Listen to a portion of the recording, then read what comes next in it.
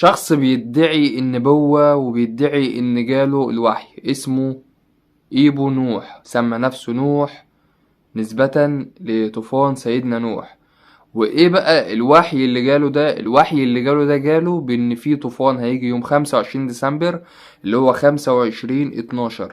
هيجي طوفان هيهلك البشرية كلها ويقضي عليها.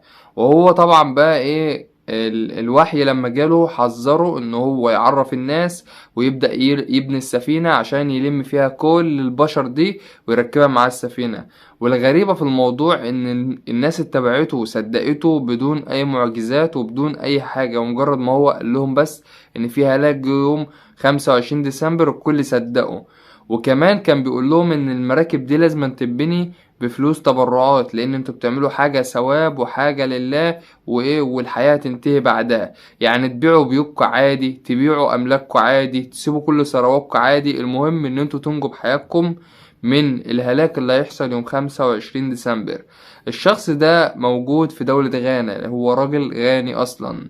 طبعا بالشعوذة اللي كان بيعملها وماسك عصاية ويقعد يقول للناس مواعظ وكلام من ده، لحد ما جه يوم 25 ديسمبر ومحصلش أي حاجة.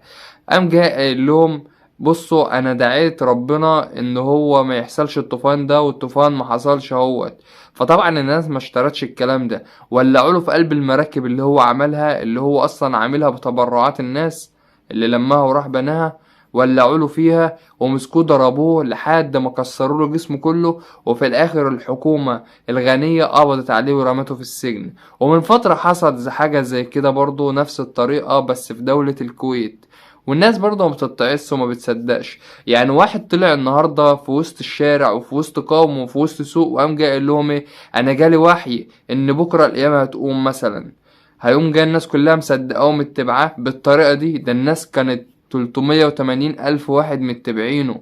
ده مش عدد مش قليل خالص، 380 ألف واحد. أمال لو المسيح الدجال هو اللي ظهر بقى هيتبعوا كام؟ 380 مليون. لازم نفوق شوية.